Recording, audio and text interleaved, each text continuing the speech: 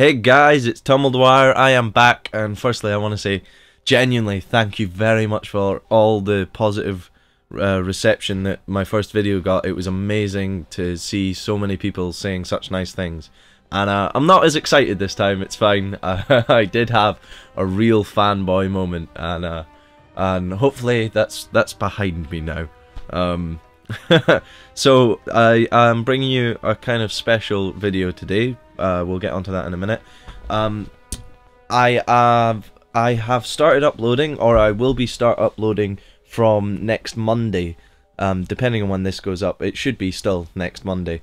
I'm going to start uploading videos to my channel. I've basically been recording and getting a backlog. The reason that I've not been uploading any like immediately and why I wasn't just straight on it was because I was planning on doing a backlog, but I got that game against Laser and it was kind of too good not to just send straight in. Oh, pardon me. Oh, that's disgusting. Anyway, so basically my girlfriend has been staying with me for basically all the summer, and she's off visiting family for 3 weeks, and so I was spending the last few days with her, which is why I wasn't really uploading any. So to try and make up for the lack of content at the moment, I am going to bring to you my deck build, my Pack Instinct, and I'm going to bring you 3 in 1. The first one I'm going to give you is the rather sinful 66. It's kind of it's a bit funny because there's so many cards, you want to kind of fit them in, and there's some people who will say, you know, it must be 60. Laser's been talking about 61 or 64, and I think for this deck, look, I've got it at 50 creatures and 50 other things, and some of those other things are actually creatures. So I'm just going to go through it. I'm going to show you the 66, and then I'm going to show you what I pull out for the 64, then the 61, and then finally the 60. I will probably change what I'm running all the time, and then who knows, in 8 months I might come back and make a completely different build. But for now, this is the way I'm running it. Prey Upon. This is a great card. You pay 1 green, its target creature you control fights target creature you don't control. So it's a removal card really, because your creatures are always going to be bigger than their creatures. That's how this works. 3 of them. If there was a 4th, I would run a 4th, but unfortunately there's not. Primal Bellow. This is great. Instant. Target creature gets +1/+1 till the end of turn for each forest you control. This has won me games. This is just this has saved my guys, against the burn deck multiple times. It's a great card. Ulvenwald Tracker, Ulvenwald. I can never say that right. He's 1 green, he's a 1/1, and he is this but attached to a guy. He's great. I've won I've won a game just with this guy alone, and just by kind of equipping Blanchwood armor onto him. But we'll get there anyway. Great card. I run these. I like these because they make things cost less, and they make things awesome. That's basically why I run these. As I said before, I run these because when you have one of them out, this is a free mana, the Nature's Lore. I run all 4 of these. These, as I've said before, my deck is built around sort of mana ramping and getting up to my big guys, because it's those kind of big guy combos that I like, and I feel like they don't always win me the game. I don't always reach them, but if I do, I've got a really good chance of winning the game, and that's how I have fun, and overall that's what I'm aiming to do. If I have a really fun match, I don't care if I win or lose, genuinely. I mean, I'd like to win, obviously. Anyway, Lightning Greaves, great card.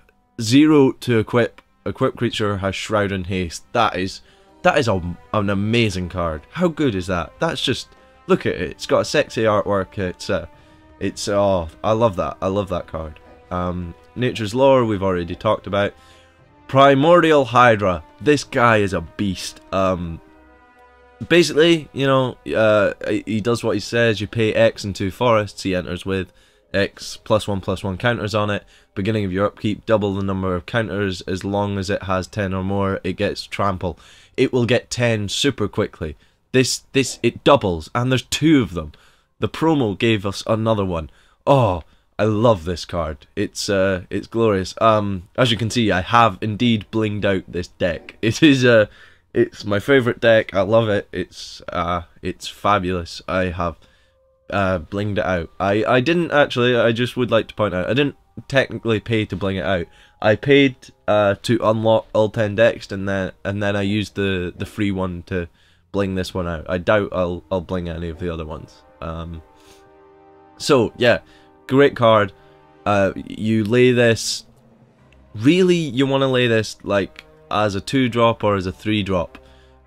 Because if you lay it as a 4-drop, by then if you could have laid it as a 3 and it would have been a 6, and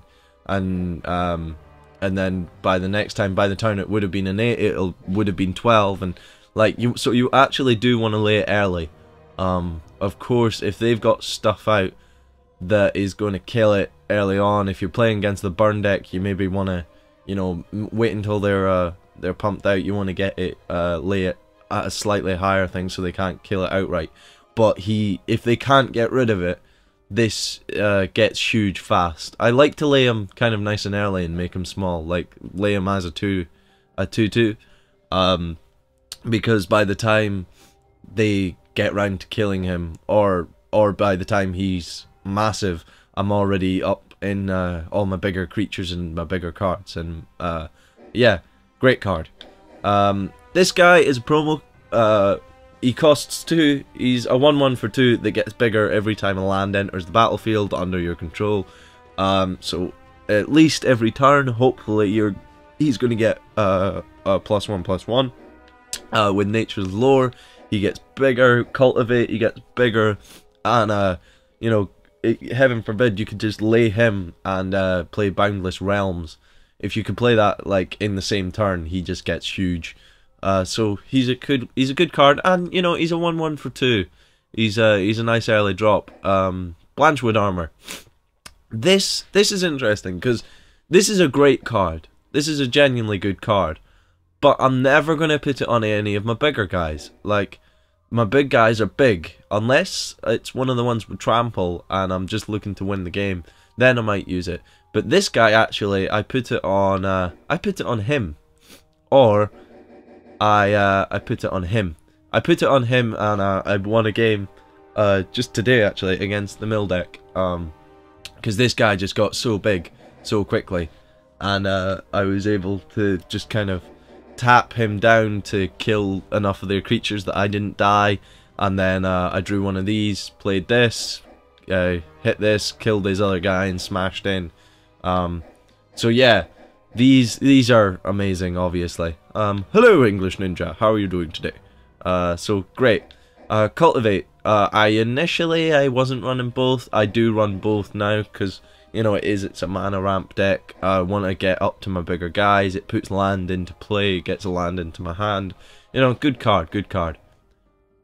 This is amazing.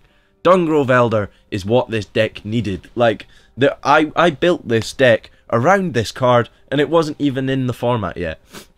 He's hexproof. That means they can't murder him. That means they can't, you know, burn him. They can use, you know, the max, I think anyway. I think they can use the mutilate. Like, all creatures get such and such. I think that still affects him. I'm not sure. I haven't seen that happen yet. But hexproof, he can't be targeted by them, by your opponent. He can be targeted by you. You can make him bigger.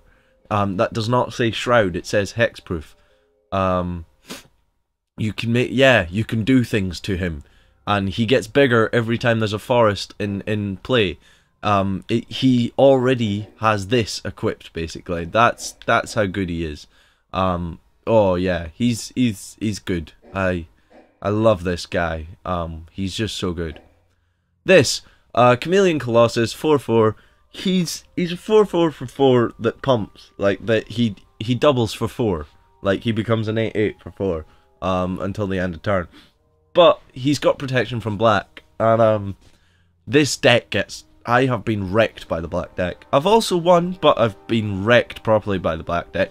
This is pretty much one of your biggest if only chances against the black deck. Because you get him out, and they can't kill him. And they can't block him. So you kind of swing in, you pump, you put Blanchwood armor on him, and he gets big. And you kind of have to just race using him. These guys are good. The problem with these guys are that, you know, they start as a 2 in the back, and then next turn they're only a 3. Like, there's a lot of stuff out there by the time you're at land drop 4, or 3 or 4. There's a lot of stuff out there that can kill this guy. But he makes your other guys bigger. He makes himself bigger. If you have 2 of them out, they make each other bigger, which is nice. And these are good. They're small. They tend to die. I kind of use them as if they've got battle cry sometimes. Like, if I'm just gonna smash in and I just want to do a lot of damage, but I know this guy's gonna die, I'll still swing in with him. So he's good. He's good. He's not great, but he's good. That's why he's a 4-drop. This guy, Master of the Wild Hunt. He's good, you know, 3/3 for 4 at the beginning of your upkeep, you get 2/2 tokens. I'd run him if he just said that, but you can also tap all your wolves, and you can read. Each wolf tapped this way deals damage equal to its power, which is 2 to target creature. So however many wolves you have, you times it by 2, and it's doing that much damage to target creature. That creature deals damage equal to its power, divided amongst any number of wolves as it chooses. So it's kind of like you go, all my wolves fight your guy, and then it's as if, you know, you would just multi-block that guy. It deals as much damage as it can to as much of your wolves as you can. Good card, like, just for the fact that you're getting 2/2 tokens. Like, you can just use those as blockers if you want. This guy, pack leader, I run 2 of him. 4/4 draws you a card every time something with 3 or greater. You might have noticed there's not much in this deck that has a power of less than 3. Less than 3. Yeah, good card, draws you cards, and at the end of the day he's a 4/4 for 5, which is decent. Also for 5, this guy, 4/4 for 5, and he wrecks. You know, he gets rid of pacifisms, he gets rid of oblivion rings, gets rid of the jewels, the gems, the medallions that make land cheaper on other people. I kind of save him. I don't tend to play him if there's, don't play him, in fact, if there's nothing to remove, because you don't need a 4/4 that desperately in this deck. There is enough stuff in this deck that you'll be alright. He's removal, and then you've got a 4/4. Kind of see it that way. This is awesome. This is Overrun, but not as good. Overrun in this place would make this deck amazing, but we don't have Overrun. We have this. Creatures you control get +3/+3 until end of turn. Each creature your opponents control blocks this turn if able. They do get to choose how they block. They can multi-block one of your guys. They can chump block each of your guys. Like, they still get to choose to block, but they do have to block. This is a good card. Like, everything gets +3/+3. I have won many games with this. I've had a load of wolves out and then played this, and the guy just quits. That's how it goes. Great card, good card. This guy, I feel like I should run 3 of him, but I think 2's enough. He's a 4/4 vigilance and reach for 5. You know, he handles flying, but there's a lot of flying that does more than 4 damage in this format, or things that don't have 4 damage, like in the red deck. They might not have 4 damage, but you know, they've got burn spells, so this guy can still die quite quickly. I feel like you don't need all 3 in this format. Like, I feel like there is enough removal in terms of prey pawns, in terms of this, in terms of your tracker, that you can kind of... I don't actually find myself dying and getting overwhelmed by flying that much, because flying is either huge and can't, you know, kill this guy, and can kill this guy and I can't, you know, block it. In which case, you know, I'm gonna like block it and then use a prey pawn or something like that. Or I'm gonna, you know, like I can manage flying well enough in this deck, is what I'm trying to say, without needing all 4 of these. This guy just, I feel like he's just not good enough in this format. Great card, just I feel like I don't need 3 of them. Primeval Titan, ladies and gentlemen, my favourite card in Magic. This guy is a beast. He's a 6/6 that tramples. He enters or attacks, you get 2 land cards, put him onto the battlefield tap, shuffle your library. He thins out your library, he gets you your landfall, which in this deck is huge. Landfall is huge. Yeah, fantastic card. I love this guy. You know, even if you don't have landfall, you're still getting 2 more mana every time he attacks. Like, from the turn that he comes down, you're basically probably going to be getting 2 lands every turn, which thins out your deck, means you're more likely to draw other stuff other than land, and that you'll have the lands to play the stuff that you want. He's just so good. You know, he's so good. And for 6, he's amazing. This guy, 6/6 that tramples, and you know, landfall anytime land comes under your control. And as we've seen, there's going to be a lot of land coming down. You get a 4/4 token. These 2 guys together are amazing. They just work so well. This guy's new. Hello, promo card. Take a second to read this. He's cost 7, and he's 5. You know. But when he enters, you put a 0/1 green plant creature token onto the battlefield for each land you control. So at least 7. At least 7. Oh no, sorry. The minimum it's ever going to be, if you got 2 medallions out and then played him, you know, it's going to be 4, 3 plus 2. It's going to be 5. So you're going to have 5 blockers. And every time a land enters the battlefield under your control, they get +1/+1. So they're going to be a 1/2, a 2/3, a 3/4. They can block and kill stuff. They can swing in and attack and kill. This is awesome, and it makes this even better. Boundless Realms. I love this card now. Like, before it was pretty good. Now it's awesome. Like, it's just so good. I always tap all 7. Why would you not? What am I talking about? Tapping 7. Sorry, I misread it. But basically, you play this when you've got a load of mana out, and it doubles it. It just does that. It doubles your mana. For every single land that comes in, all of these guys' tokens get bigger. All of this guy, he creates a hell lot of tokens, and going all the way back to where is he? To this guy. He gets big. Anything that this is equipped on gets huge. Like, this guy gets huge. Like, this is now my favourite card. It's possibly one of the best cards in this deck because of all the other cards that are in it. It just works so well.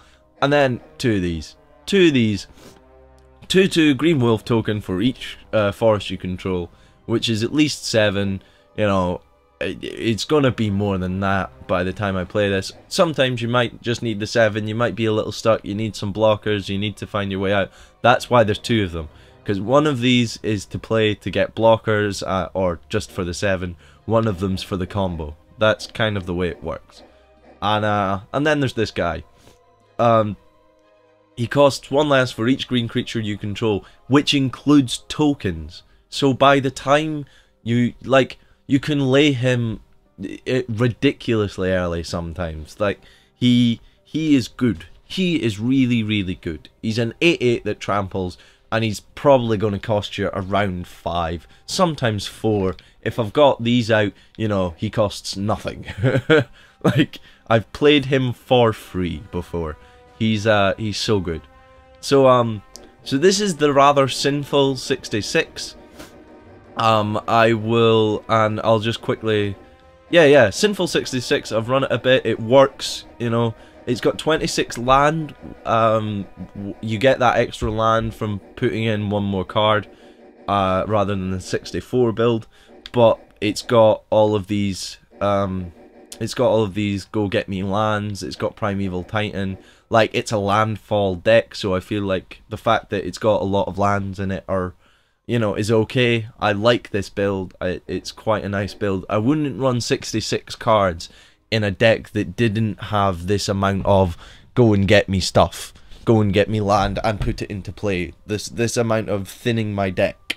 I wouldn't. But I feel like this build works. I like this build.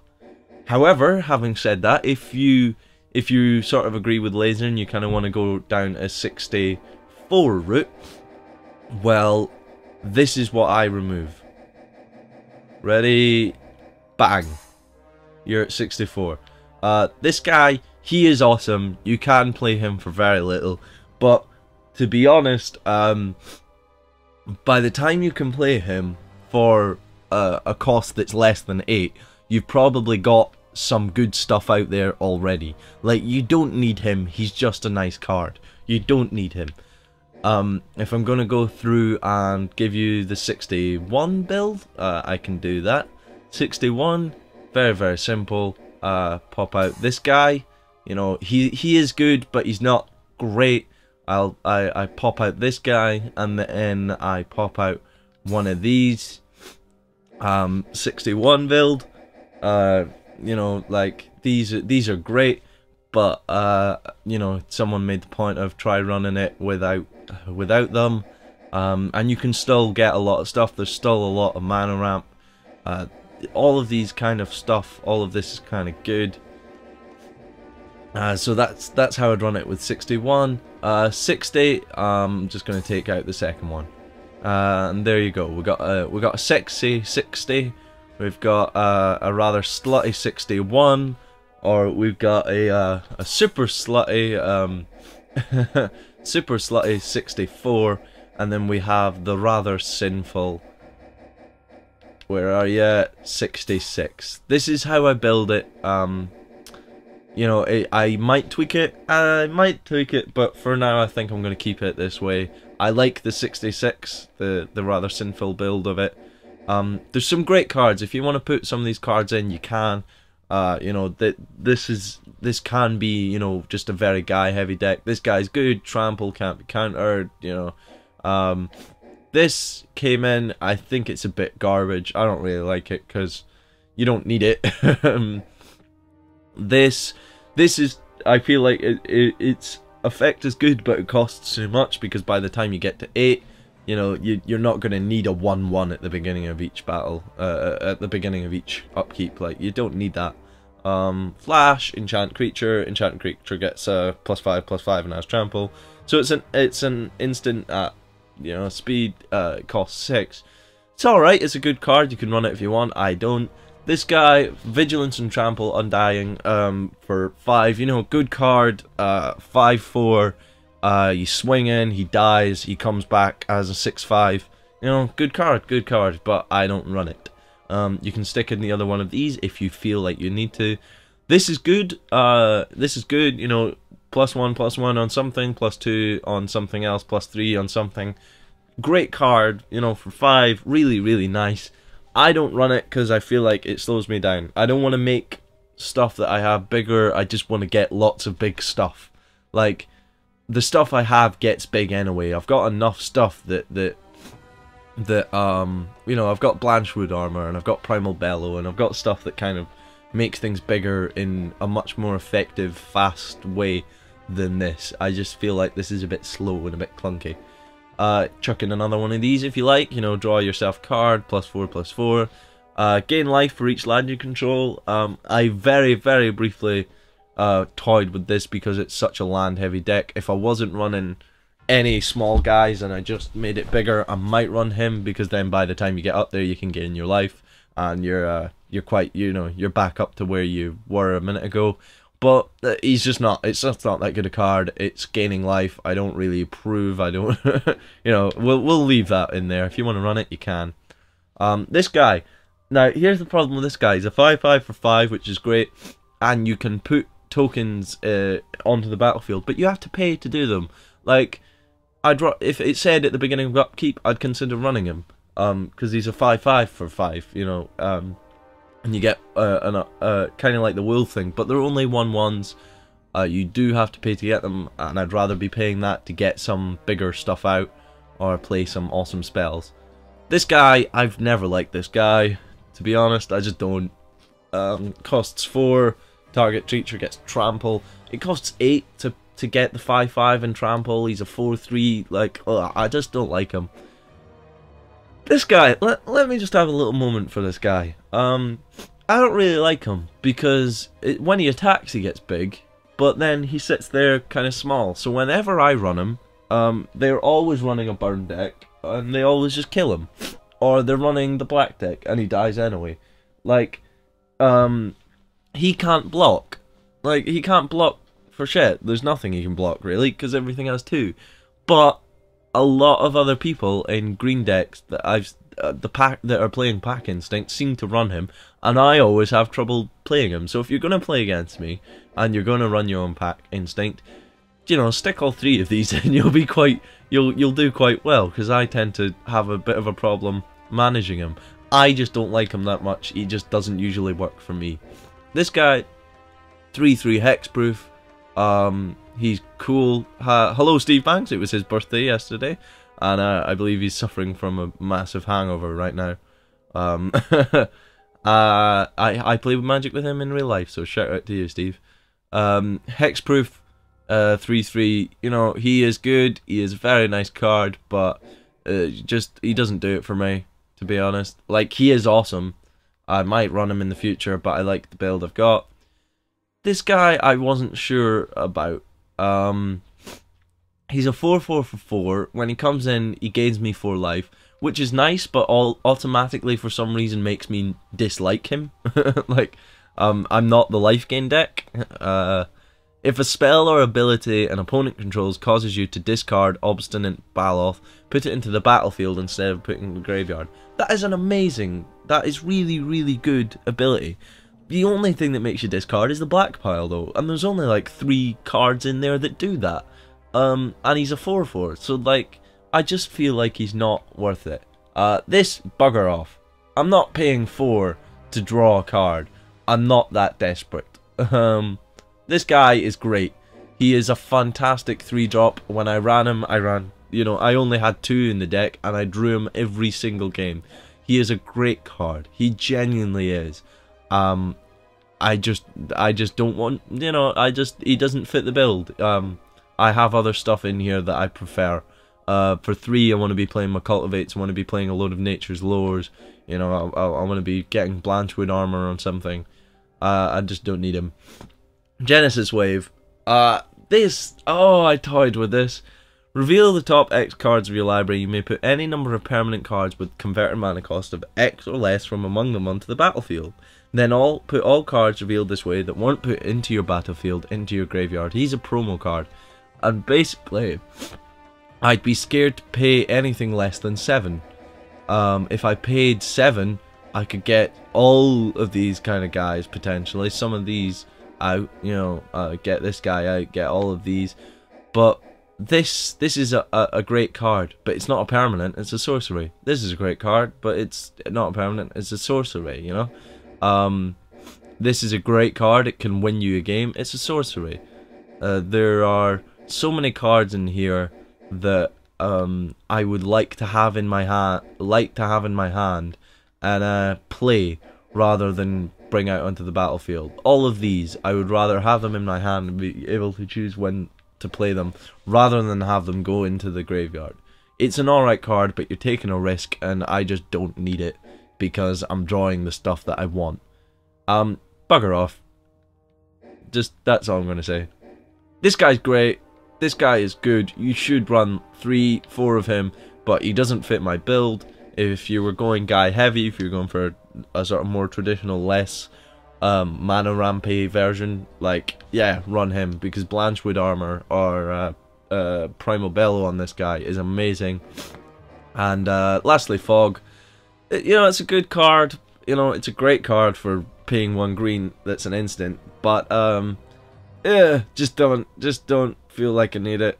Yeah, just not gonna really, you know. Well, I wait for them to smash into me, I smash into them. You know, wait for them to smash, I play this, get my blocks, you know. It's just, it's really situational, and I don't typically need it. There are other ways. Like, this green deck has something that none of the previous green decks had in any of the previous games, and that is it's got enough control. It's got enough removal. Like, it's got enough stuff to get rid of things. You know, on their side. Like, I feel like this deck finally has enough balance between just a ton of guys and little tricks to you know, kill stuff and win you the game. You don't need a Fog. So this was my deck build, and thank you very much for watching. I know it went on a bit, but hopefully you enjoyed it. Send me your thoughts, share your deck builds with me, and tell me how you like to run this pile. And I might, later on, you know, I might try tweaking it. I might play it the way that some other people play it. And, you know, maybe right to the end of the year, if I get bored enough, I'll try running it, and I won't run anything that's, you know, got a mana cost of above 5 or something stupid like that. Just get rid of all the best cards. So thank you very much. My name is TumbleDwyer, or you can call me CJ. And, my links, channels in the description. Thank you very much. I shall talk to you all later. Bye. Peace.